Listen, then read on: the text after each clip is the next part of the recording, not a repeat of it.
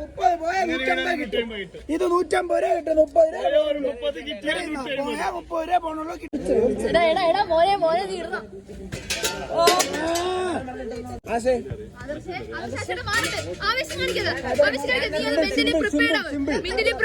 സമയം എടുത്തറിഞ്ഞ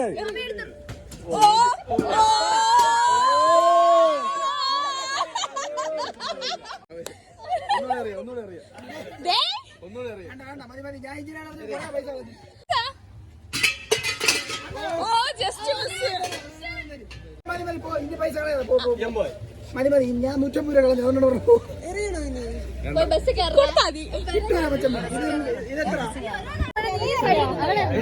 നിങ്ങൾ പോ